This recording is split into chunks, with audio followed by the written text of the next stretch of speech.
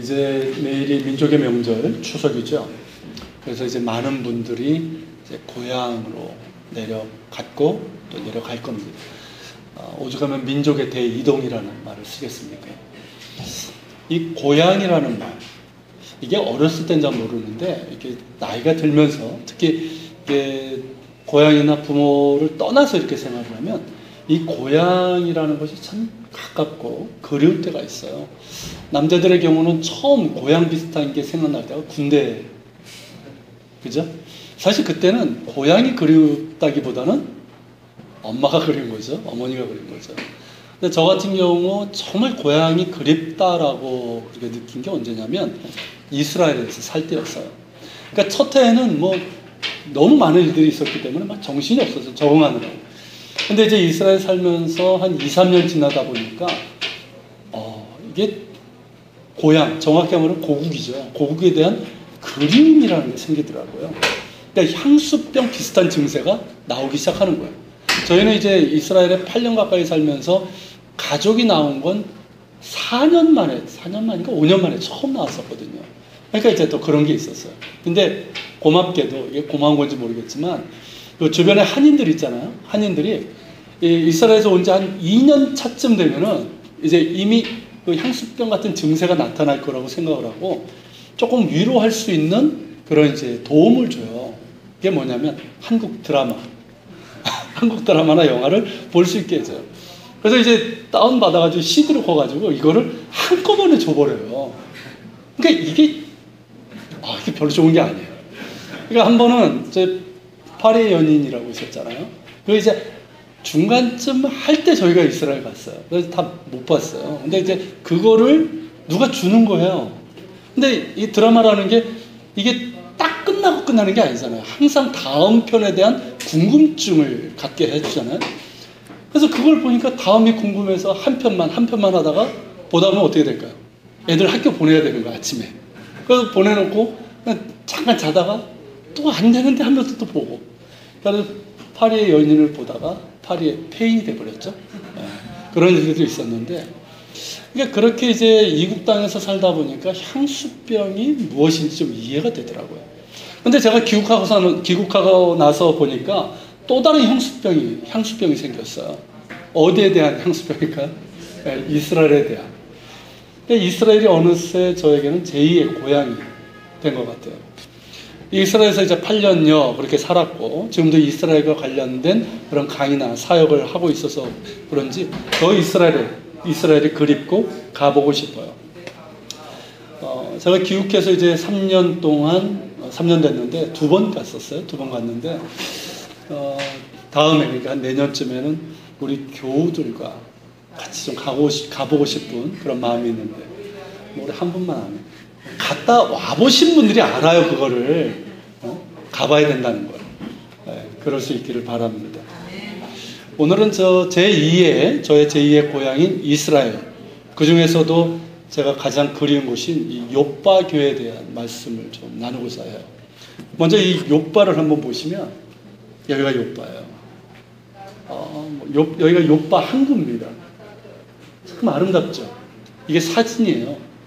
제가 찍은 게 아니고 유명한 사진 작가가 찍은 걸 허락도 없이 그냥 보여드리고 있는 거예요. 요거는 이제 저게 욥바의 랜드마크라고 할 수 있는 시계탑이에요. 시계탑인데 저기 멀리 보이는 빌딩들은 이제 텔아비브 시고 지중해 쪽에 비구름치는 아주 멋있죠. 요 근처에 100년 된 빵집이 있어요. 진짜 맛있어요. 자, 그리고 이거는 베드로가 이 욥바에 방문을 하죠. 그래서 환상을 보잖아요. 그걸 기념해서 세운 베드로 방문 기념교회라고 하는 곳입니다. 요거는 이제 야경이에요. 이쪽 해변가에서 찍은. 참 멋있죠. 여러분, 지중해 쪽에 있는 미항 중에 하나가 욥바였어요. 그만큼 이 아름다운 곳이에요. 그리고 여기에서 그렇게 멀지 않은 가까운 데에 있는, 제가 이스라엘에서 4년 반 동안 목회를 했던 텔아비브 욥바 교회 건물이었습니다. 저기 멀리 보면 시계탑이에요. 그 교회 탑 보이세요? 첨탑? 그 교회가 이제 임마누엘 교회라고 노르웨이 쪽에 있는 루터 교회인데, 그 교회 선교관이에요. 여기 선교관을 우리가 이제 빌려서 그렇게 예배를 드렸습니다. 그리고 창립 1주년 때 우리 청년들 사진이고, 이게 그때 제 사진입니다. 젊었죠? 한 7년 전 사진인데 머리도 훨씬 많았고, 그리고 이제 창립 2주년 때 사진이에요. 여기 보시면 유대인들도 여럿 있을 거예요. 이런 교회에서. 제가 이제 목회했던 이 텔아비브 요빠 교회는 제가 이제 4년 반 동안 목회를 했는데, 그때도 뭐 지금하고 비슷했어요. 아무것도 없이 이제 시작을 했고, 주님께서 주신 마음에 순종해서 나아갔을 때 제 능력으로는 할 수 없었던 많은 일들, 그리고 부흥이 있었습니다. 많은 사람들이 염려를 했어요. 왜냐하면 한인들이 주로 사는 데가 예루살렘이에요. 그리고 텔아비브 쪽엔 사람들도 별로 없고, 예전에 교회가 있었는데 다 사실 문을 닫은 그런 경우가 있었기 때문에 염려를 했지만 주님께서 주신 마음이 있어서 순종을 했고, 그래서 또 하나님께서 정말 단시간 내에 성장할 수 있도록 부흥을 허락해 주셨어요. 그리고 이스라엘에서 유일하게 한국 사람들, 한인들하고 유대인들이 함께 공동체를 이루는 그런 교회가 되었어요. 그리고 이제 분위기가 좋아가지고 다들 오면은 좋아하고 부러워들 했어요. 그리고 이제 청년들 굉장히 많았어요. 보통 한 20명 이상의 청년들이 있었어요. 그 청년들이 있으면서 은혜 받고, 불신 청년들은 또 요단강에서 또 세례를 받고 그렇게 가던 아주 젊고 생동력 있는 그런 교회였습니다. 그때 저는 교회의 주인이신 주님을 향한 겸손한 신뢰가 무엇인지를 배운 거예요. 그러니까 믿음 차원이 아니라 신뢰하는 법을 배운 거예요. 그러면서 그 겸손한 신뢰를 통해서 주님께서 이루시는 일들이 무엇인지를 분명하게 보았습니다. 그런 경험이 사실은 이렇게 아무것도 없는 중에 이 예한교회를 개척할 수 있었던 그런 이유 중에 하나라고 생각을 해요. 여러분, 분명한 것은 뭐냐면 이미 우리가 지난 4개월 동안 경험하고 목격한 것처럼 교회의 주인이신 주님을 향한 겸손한 신뢰, 그리고 감사의 순종이 있을 때, 그렇게 나아갈 때 주님께서 친히 일하시고 주님의 거룩하심을 드러내신다는 이 사실입니다. 여러분, 지금처럼 앞으로도 더욱더 주님을 향한 겸손한 신뢰와 감사의 순종으로 나아가는 우리 예한 식구들이 다 되기를 축원합니다. 자, 제가 목회했던 이 요빠, 텔아비브 요빠, 이름은 똑같아요. 요빠 교회인데, 이 요빠 교회의 이야기를 하려는 것이 아니라, 이 교회가 있기 전에, 훨씬 전, 한 1970여 년 전에 한 교회가 있었어요. 굉장히 아름답고 건강했던 정말 좋은 교회가 하나 있었습니다. 그 교회가 어떤 교회일까요? 이름도 똑같아요. 요빠 교회. 오늘 본문에 등장하는 이 교회입니다. 오늘 본문에서 우리가 이 요빠 교회에 대해서 한번 이야기를 나누려고 해요. 이 교회가 어떤 교회였는지, 우리가 지금 교회에 대해서, 성경에 나오는 이 교회에 대해서 쭉 보고 있지 않습니까? 그러면서 우리가 나아갈 방향들을 점검하고 있는데, 이 요빠 교회를 통해서 우리 예한교회가 나아가야 될 방향성을 우리가 함께 나누는 시간을 갖고자 합니다. 자, 이 요빠 교회는 어떤 교회였냐면, 첫째 어떤 교회였을까요? 제자들이 많은 교회였어요.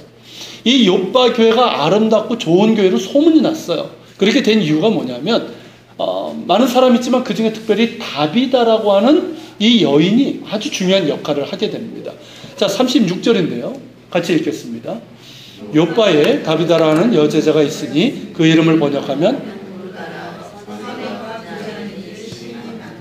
자, 이 다비다, 이제 아람어 이름이에요. 타비타.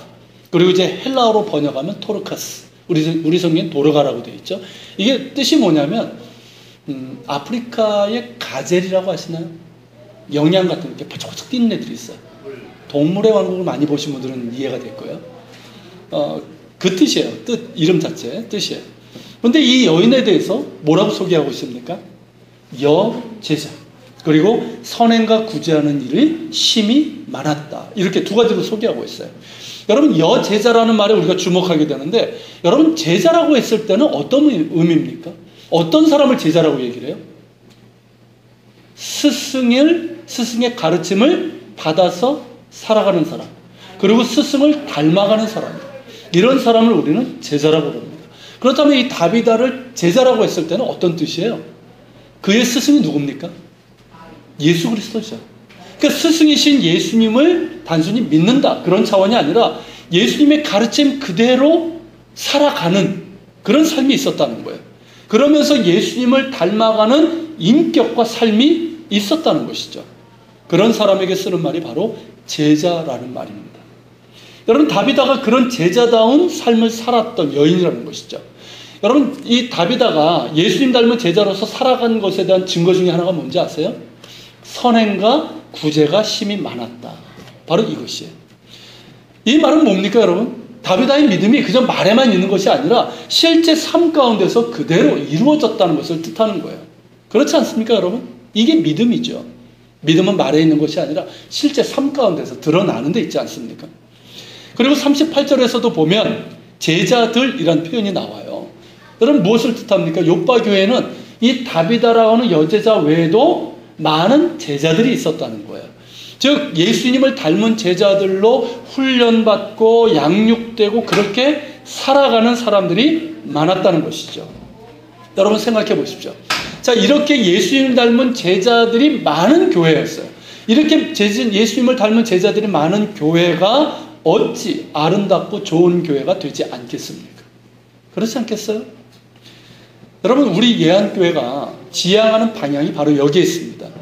우리 교회는 이런 방향으로 나아가려고 해요. 우리 모든 교우들이 예수님을 닮은 제자로서 성장하는, 그러니까 훈련받고 성장하고 또 그렇게 실제로도 살아가는, 이것이 우리 교회의 지향점, 방향성이 될 수 있기를 제가 소원하고 있어요. 여러분, 이것은 저도 마찬가지예요. 저는 목회자로 주님께 부르심을 받았는데요. 저는 늘 확인하는 게 뭐냐면 주님께서 저를 목사로 부르시기 전에 제자로 먼저 부르셨다는 거예요. 이게 굉장히 중요한 사실인 것 같아요. 그러니까 저에게 사실은 제 생각이나 제 시간에 정말 가장 많은 어떤 그 부분을 차지하고 있는 것은 목회입니다. 그렇지만 그럼에도 불구하고 저에게 있어서 가장 중요한 건 목회가 아니에요. 바로 주님 닮은 제자로 성장하는 거예요. 아직도 저 자신을 보면 많이 부족하지만 주님 닮은 제자로 정말 성장하고 싶어요. 특별히 여러분들과 함께 주님 닮은 제자로 성장하는 그런 목회자가 되는 것이 저의 소원입니다. 여러분, 교회는요, 건물도 아니고 시스템도 아니고 사람이에요. 어떤 사람입니까? 예수 닮은 사람들. 이게 바로 교회예요. 그러니까 예수 닮은 사람들이 많아질 때 교회는 교회다울 수 있는 거예요. 정말 주님 보실 때 아름답고 건강한 교회가 될 수 있는 거예요. 그렇기 때문에 여러분, 우리는 앞으로 예수님 닮아가는 제자 되는 일에 힘을 쓸 것입니다. 여러분 개인적으로도 사모하시고 노력하세요. 그리고 교회적으로도 그런 일들을 하게 될 것입니다. 여러분, 이제 성경 강좌가 이제 시작이 되죠. 이 성경 강좌는요, 단순한 성경 공부가 아니에요. 그러니까 지식을 키우는 공부가 아니에요. 이건 뭐냐면, 목적이 뭐냐면 성경에 대해서 우리가 체계적이고 깊이 있고 균형 잡힌 그 공부를 하려고 그러는 거예요. 이거 다른 데서 하기 쉽지 않은 거 아시죠?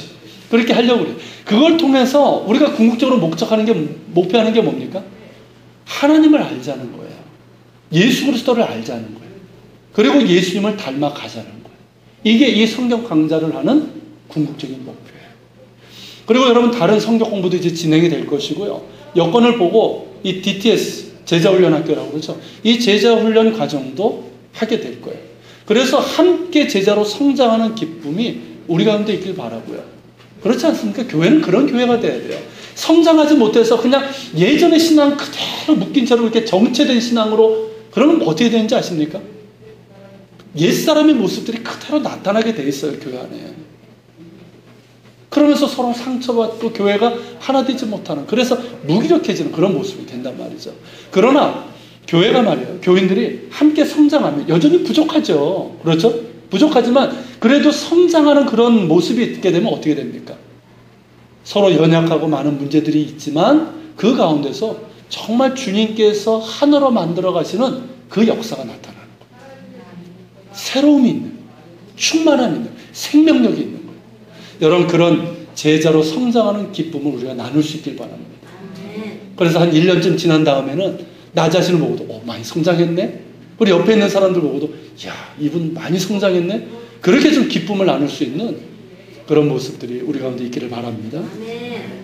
제가 꿈꾸는 건 그거예요. 이건 주님께서 주시는 꿈이죠. 주님의 꿈일 것 같아요.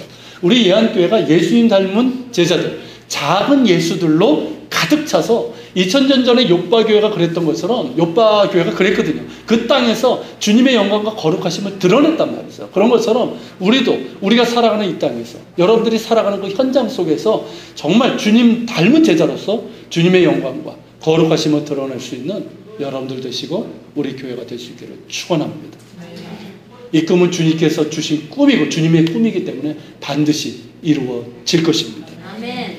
자, 그리고 요빠 교회는 두 번째로 어떤 교회였습니까? 예수님의 제자됨이 선행과 구제로 이어진 교회였어요.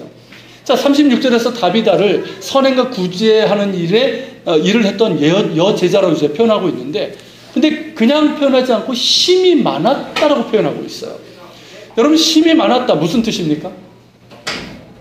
언제나 선행과 구제하는 일을 했고 힘에 넘치도록 했다는 그런 뜻이에요. 이 말은 뭐냐면 다비다가 그냥 돈이 많아서 단순히 많은 돈을 선행과 구제에 힘썼다는 그런 뜻이 아니에요. 혹은 일회성으로, 혹은 가끔씩 생색내기로 했다는 뜻이 아니에요. 늘 했고 힘에 넘치도록 했고 물질과 손과 몸으로 직접 선행과 구제를 했다는 것이에요. 왜냐하면 다비다가 죽었을 때 그 다비다로부터 그 도움을 받은 사람들이 뭘 들고 왔어요? 다비다가 손수 짠 속옷과 겉옷. 이 말은 뭐냐면 가난한 그 노인들이나 여자분들이 있잖아요. 그런 분들에게 직접 이 다비다가 손으로 옷을 짜가지고 옷을 만들어서 줬다는 거예요. 그걸 갖고 와가지고 다비다의 시신 앞에서 이 다비다가 우리에게 이렇게 많은 사랑을 주었다라고 그렇게 얘기하고 있는 거예요. 여러분, 다비다가 그랬던 사람이라는 거예요. 여러분, 단순히 돈이 많다고 해서 선행과 구제를 할 수 있는 게 아니에요. 그렇지 않습니까? 돈 많은 사람들은 많아요. 그러나 정말 선행과 구제를 하는 사람들은 그렇게 많지 않아요. 이건 돈으로 하는 게 아니에요. 여러분, 무엇이 있을 때 가능할까요? 그 마음 가운데 예수님의 사랑이 있을 때 이 선행과 구제를 할 수 있는 거예요. 여러분, 우리가 은혜 받으면 제일 먼저 하고 싶은 게 뭔지 아세요? 아세요? 우리가 하나님의 은혜를 받으면, 내 안에 정말 하나님의 은혜가 채워지면 제일 먼저 하고 싶은 게 뭔지 아세요? 우리 안에 일어나는 이 충동이 있어요. 그게 뭔지 아세요? 돈이 많아지면 막 사고 싶죠? 근데 하나님의 은혜를 딱 내가 채워지면 뭘 하고 싶은지 아세요?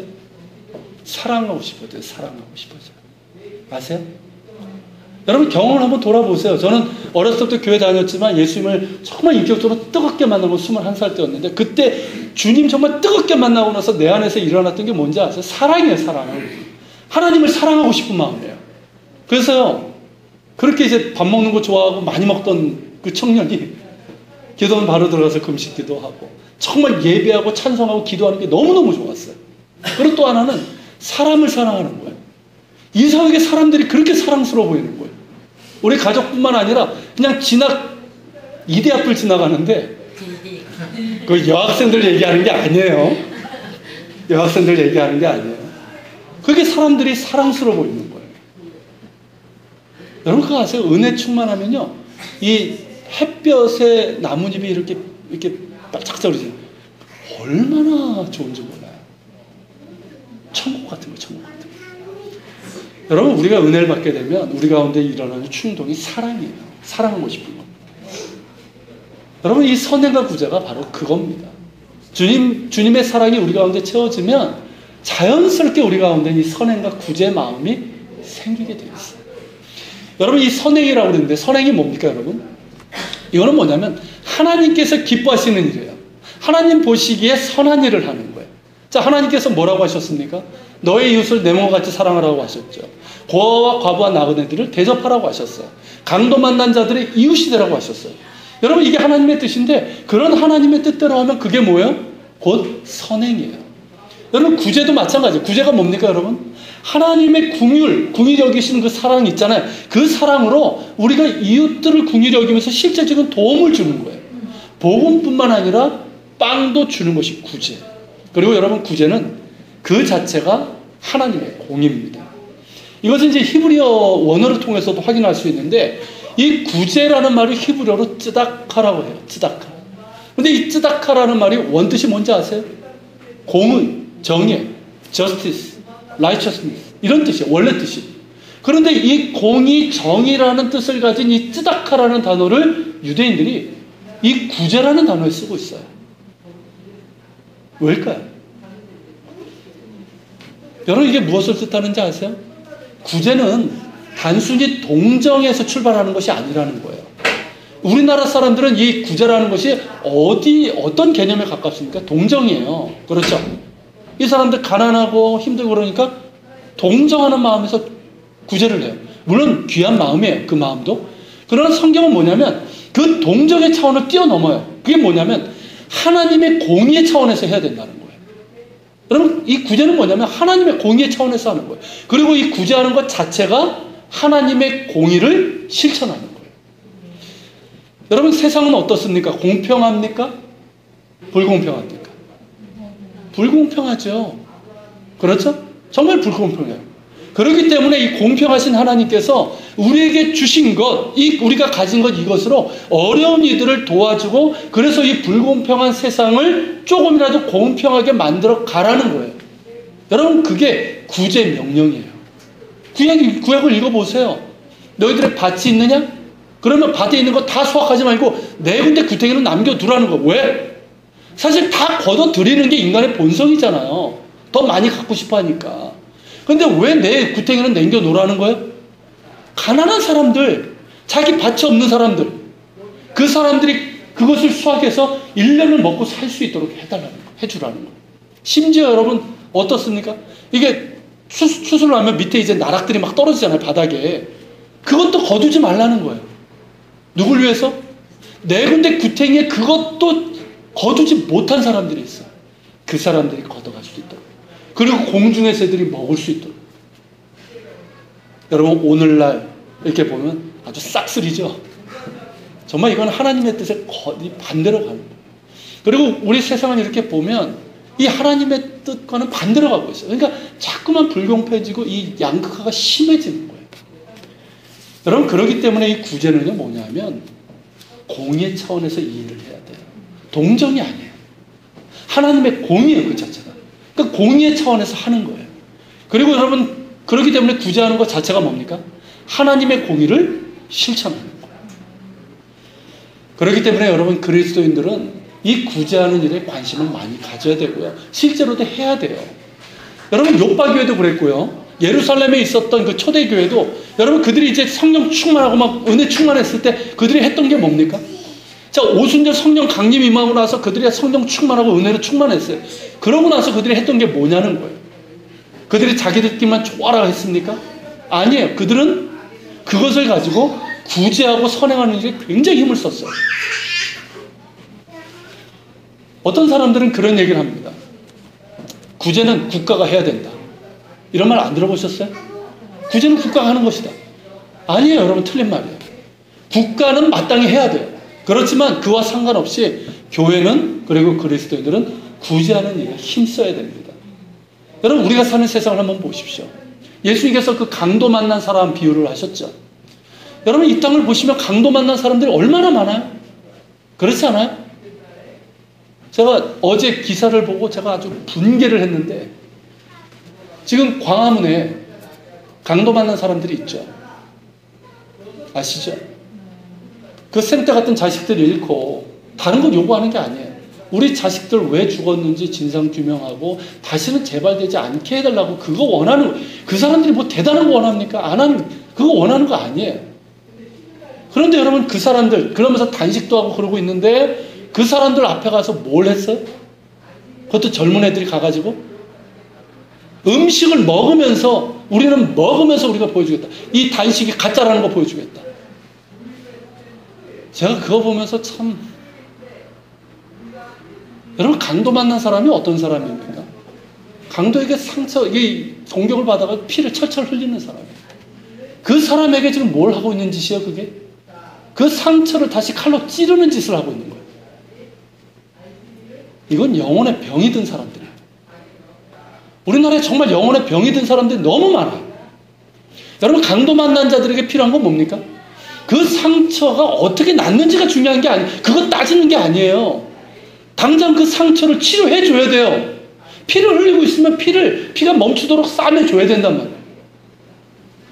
그리고 그가 기력을 회복할 수 있도록 그 선한 사마리안이 그랬던 것처럼 쉴 수 있는 곳을 제공해 주고 먹여 주고 돌봐 줘야 되는 거예요. 여러분, 예수님께서 하신 말씀이 뭡니까? 너희가 그런 사람이 되라는 거예요. 이 땅에 강도 만난 사람들의 이웃이 되라는 거예요.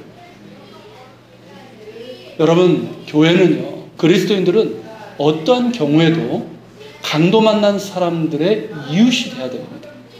그들을 찌르는 일을 해서는 안 돼요. 여러분, 상처 있는 사람들, 강도 만난 사람들, 재난 있는 그 현장에 바로 교회가 있어야 됩니다.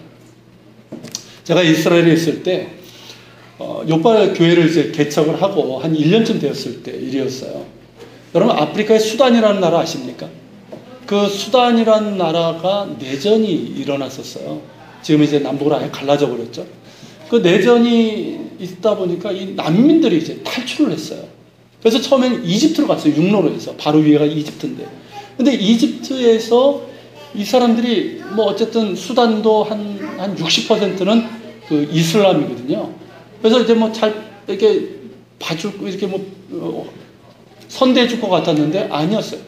오히려 사기를 치고 그나마 있는 것도 뺏어버리고 그러면서 이 수단 난민들의 상당수가 어디로 넘어왔냐면 이스라엘로 넘어왔어요. 이슬람가들이 가장 적대적으로 이스라엘로 넘어왔어요. 국경 넘으면서 많이 죽기도 했어요. 근데 이스라엘로 넘어왔을 때 이 유대인들이 이 디아스포라의 경험이 있잖아요. 국가 없이, 나라 없이 살았던. 그래서 이 수단 난민들을 난민으로 받아줬어요. 그래서 꽤 많은 난민들이 이스라엘에 있었어요. 좀 이제 많이 이제 돌아갔고요. 근데 이들 중에, 이 수단 난민 중에 기독교인들이 있었는데 이 사람들이 아까 보여줬던 저희 그 예배드렸던 그 건물 기억나세요? 거기서 이제 그 십자가 첨탑 있는 데 있죠. 불과 100m도 안 돼요. 거기에 그러니까 그 루터 교회죠. 그 임마누엘 교회 예배당을 저녁 때 빌려가지고 예배를 드리는 거예요.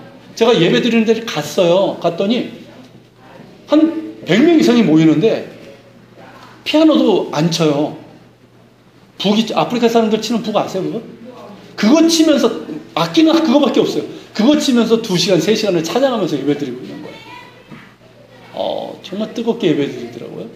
근데 이 사람들이 이제 난민 신분이니까 굉장히 어렵죠. 집도 없으니까 조그만 아파트 임대해가지고 그 방에서 막 20명, 30명씩 이렇게 지내고 있는 거예요. 그러면서 이제 그들에 대한 이야기를 듣는데 하나님께서 주시는 부담감이 생기는 거예요. 그것도 멀리 있는 게 아니라 바로 우리 옆에서 예배를 드리잖아요. 그러니까 부담감이 뭐냐면 이들이 강도 맞는 사람이라는 거죠. 강도 맞는 사람들이니까 너희가 그들의 이웃이 되라는 거예요. 근데 우리가 뭐 1년 돼가지고 뭐 자립한 교회도 아니었고 약한 교회였어요. 그렇지만 주님께서 주신 마음이 있었기 때문에 그때 마침 부활절을 앞두고 있었어요. 그래서 교인들과 함께 부활절 헌금 전액 수단 난민들을 돕는데 그렇게 사용하자. 그래서 전액을 이제 얼마 되지 않았지만 줬어요. 그리고 집에 남아도는 옷들 다 가져와라. 그래가지고 그 옷들도 이렇게 해가지고 전달해 준 적이 있어요. 근데 이제 이것이 계기가 돼서 그들을 계속 돕게 됐어요.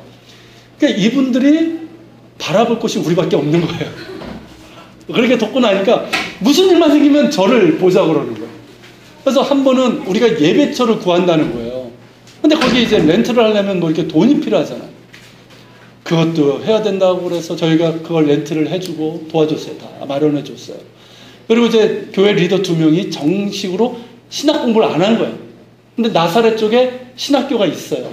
거기서 2년 동안 공부할 수 있게 해달래요. 그것도 공부할 수 있도록 해줬어요. 굉장히 많은 돈이 들었어요.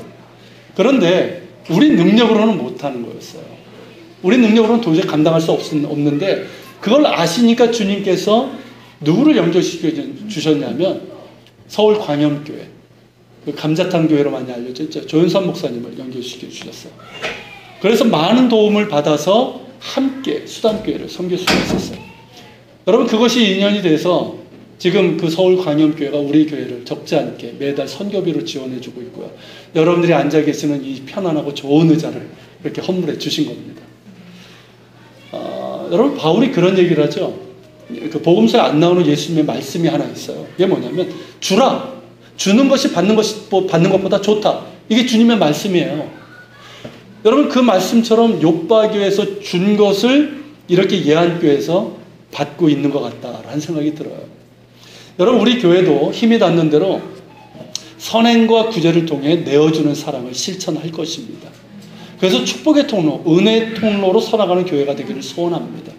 그래서 과거 요바 교회와 이 여제자 다비다가 그랬던 것처럼 선행과 구제를 심히 많이 해서 정말 욥바교회처럼 아름답고 좋은 소문이 나는 그런 교회가 되었으면 좋겠어요. 여러분, 우리 교회는 작은 교회입니다. 이제 4개월 됐어요. 굉장히 오래된 것 같은데 4개월 됐어요.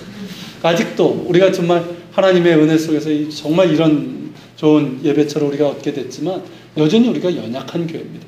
그러나 여러분, 우리는 작지 않아요. 왜냐하면 우리에게 부어주신 하나님의 사랑이 크기 때문입니다. 여러분, 이 땅에 강도 만난 자들의 옆에 우리 교회가 있었으면 좋겠어요. 물론 우리가 다 뭐 섬길 수는 없지만 우리가 할 수 있는, 우리가 알게 됐을 때 우리가 그 곁에 있었으면 좋겠어요. 물론 우리가 그들을 섬길 수 있는 어떤 재정적인 거나 어떤 도와줄 수 있는 것들은 작을 수 있어요. 그러나 그들 곁에 있었으면 좋겠어요. 그래서 그들을 위로하고 그들의 이웃이 되고, 그러면서 그들에게 혼자가 아니다, 정말 주님께서 당신들을 사랑하시고 함께라는 것을 우리가 실제로 보여주는 그런 교회가 되기를 소원합니다. 자, 그리고 욥바교회는 세 번째로 어떤 교회였습니까? 다락방의 능력이 나타났던 교회였어요.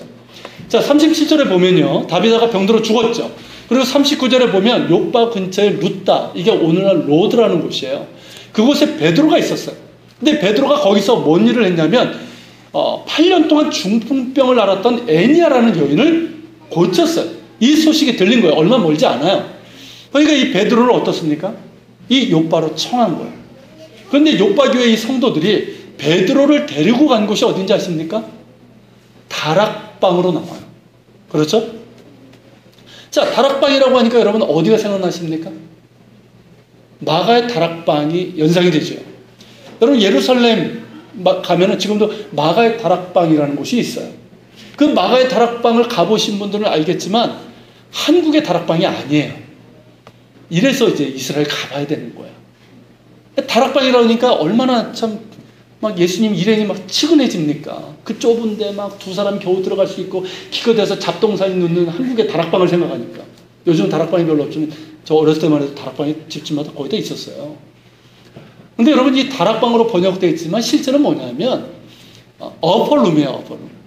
무슨 뜻입니까, 여러분? 1층에는 이렇게 자기들이 살 수 있는 공간이 있고 2층에 손님들을 접대하고 연회까지 베풀 수 있는 큰 홀이 있는 거예요. 그러니까 게스트룸이에요, 쉽게 얘기하면. 그거를 우리 성경에서 다락방으로 번역을 했는데 이거 좀 번역을 바꿀 필요가 있어요. 근데 어쨌든 이 다락방을 연상하게 돼요.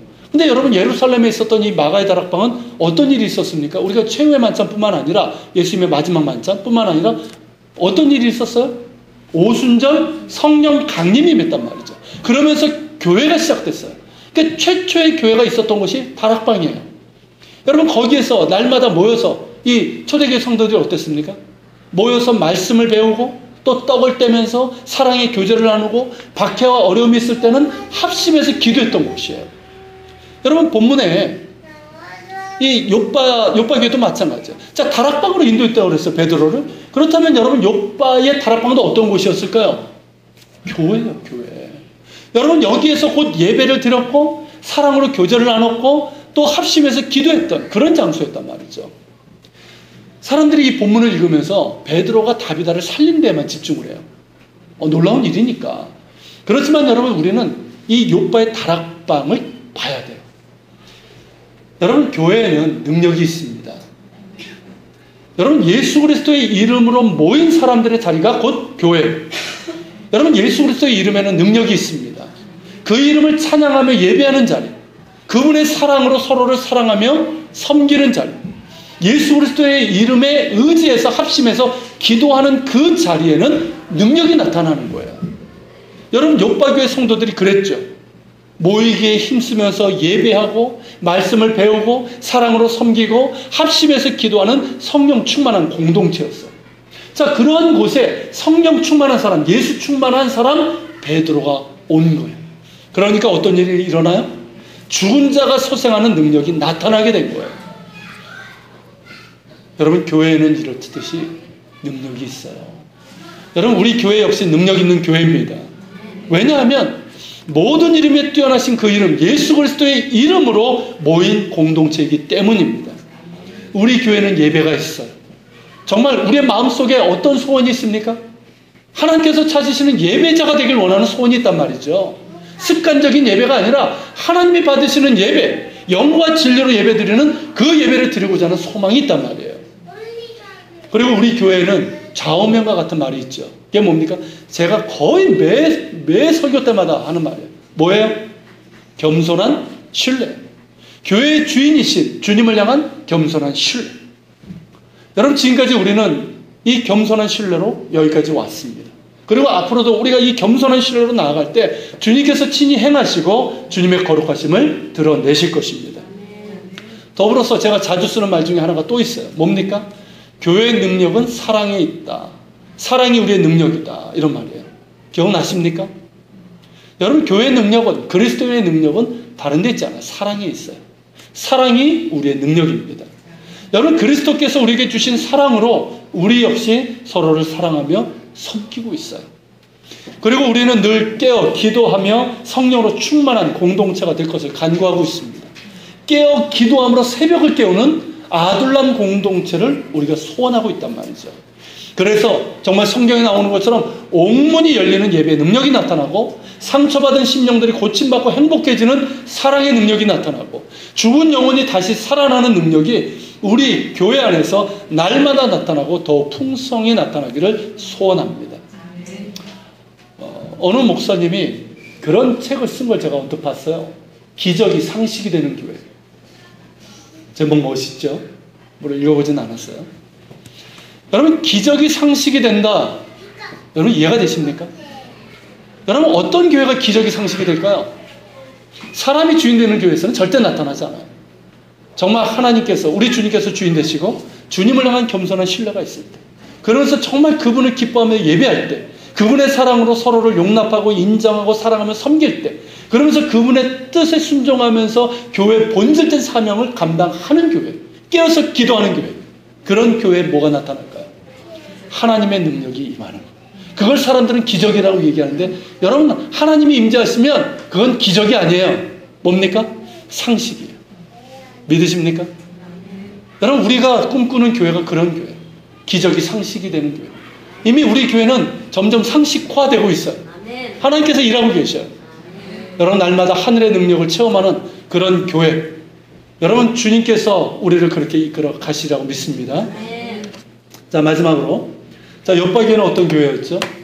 선교의 환상으로 가득 찬 교회였어요. 자, 42절에 보면 다시 소생한 다비다를 통해서 이 요파 사람들이 이 사실을 다 알게 된 거예요. 그러면서 많은 사람들이 어떻게 됩니까? 예수님을 믿게 됐어요. 자, 죽기 전에는 이 다비다를 통해서 어땠어요? 이 여자가 예수님 닮은 그 인격과 삶을 통해서 선행과 구제로 많은 사람들이 예수님을 믿었어요. 근데 이번에는 어땠어요? 살아남을 통해서 정말 예수님이 구주시구나, 하나님이 살아계시구나, 그러면서 예수님을 믿게 되었다는 거예요. 그리고 여러분, 43절에 보면 베드로가 요빠에 여러 날 있어서 시몬이라 하는 무두장의 집에 머물러 있었다라고 되어 있어요. 여러분, 무두장이가 뭔지 아세요? 개역 한글 성경을 갖고 계신 분들은 뭐라고 되어 있습니까? 피장 시몬이라고 되어 있죠. 우리 임집사님 얘기 잘 하셨는데, 이게 뭐냐면 가죽 가죽을 다루는 사람이에요. 그러니까 피역, 제역, 그런 피역업자, 이렇게 할 수 있는 거예요. 이 사람이 이제 시몬의 집에 머물렀다는 거죠. 그런데 여러분, 이 시몬이라는 사람은 또한 어떤 사람이었을까요? 우리가 그냥 이 무두장이 혹은 피장 시몬이라고 나오니까 우리가 그냥 그 정도만 알고 있는데, 실제로 이 사람은 어떤 사람이었을까요? 이 사람은 요빠교회 성도였어요. 그렇지 않겠습니까, 여러분? 자, 베드로에게 자기 집에 머물라라고 할 수 있는 사람이 누구겠어요? 그 교회 성도, 그것도 중직자예요. 그가 바로 시몬이었어요. 여러분, 그 시몬의 집에서 베드로가 환상을 봤죠. 자, 10장 1절서부터 여러분 나오는데요. 거기 보면 무슨 환상이 나옵니까? 워낙 유명한 환상이니까 다 아실 거예요. 자, 하늘에서부터 큰 보자기 같은 그릇이 내려왔어요. 근데 그 안에 이렇게 짐승들, 이렇게 살아있는 짐승인지 요리가 된 건지 모르겠지만, 아무튼 짐승들이 있는데, 뭐가 있었어요? 한국 사람들이 좋아하는 게 다 있죠, 거기.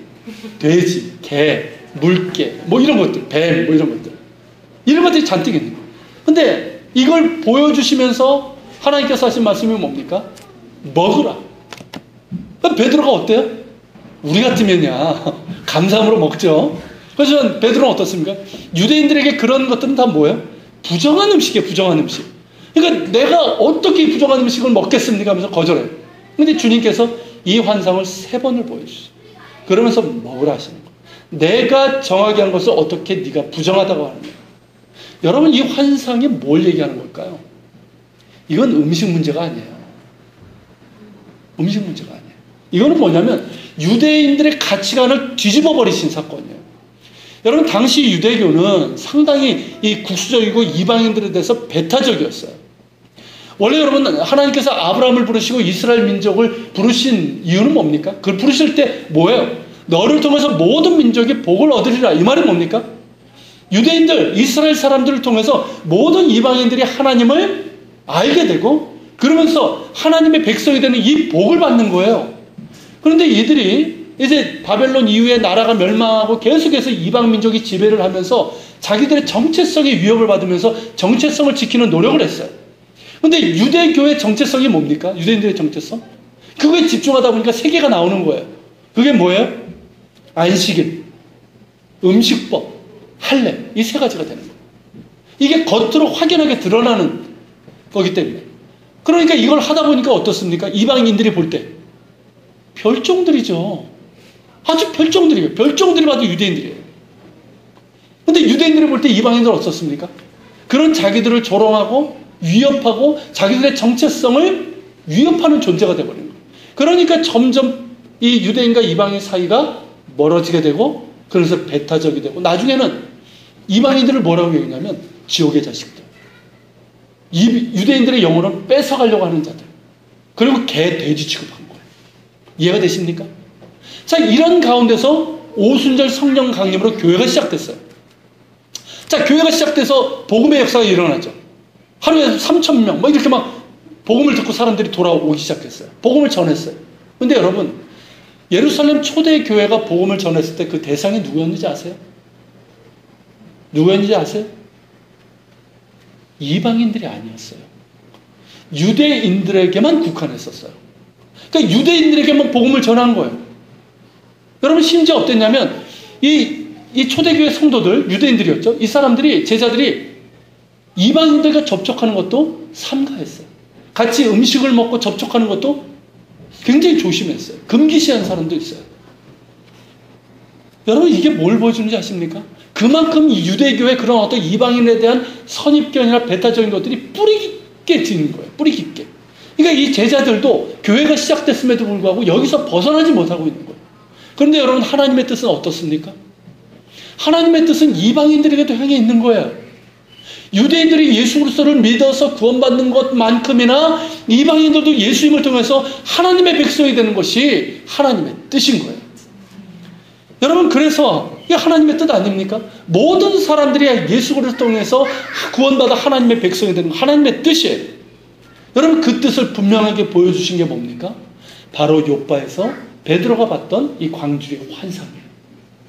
그러니까 단순한 음식 문제가 아니란 말이에요. 그걸 깨뜨리신 거예요. 여러분, 그 환상을 보고 나서 누가 베드로가 있었던 피장 시몬의 집을 노크를 합니까? 가이사라에 있는 고넬료가 보낸 사람들이 노크를 해요. 이 고넬료라는 사람, 로마 백부장이, 로마 장교예요. 근데 이 사람이 유대교를 받아들인 사람인 것 같아요. 하나님을 믿은 사람이. 근데 성령께서 뭐라고 하십니까? 욥바에 지금 베드로가 있으니까 그 사람을 청해서 세례를 받으라. 그래서 사람을 보냈단 말이죠. 이게 정확하게 일치한 거예요. 그래서 이 베드로는 어떻게 합니까? 따라서 가이사라로 올라가요. 욥바에서 가이사라가 한 30km 정도 되는데 하루 반이면 갈 수 있어요. 거기 가는 거예요. 자, 거기에서 복음을 전하고 고넬료에게 세례를 줍니다. 그때 뭐가 임했어요? 성령이 임했죠. 그러면서 베드로가 정말 이방인들이 구원받는 것이 하나님의 뜻이구나 확인하게 된 거예요. 그리고 얼마 지나지 않아서 예루살렘에서 사도회의가 열리게 되죠. 그때 결정한 게 뭡니까? 이방인 선교는 하나님의 뜻이다. 그러면서 이방인 선교에 대해서 공식적인 교회 결의가 일어나게 돼요. 그렇기 때문에 여러분, 이 욥바를 이방인 선교의 효시라고 하는 거예요.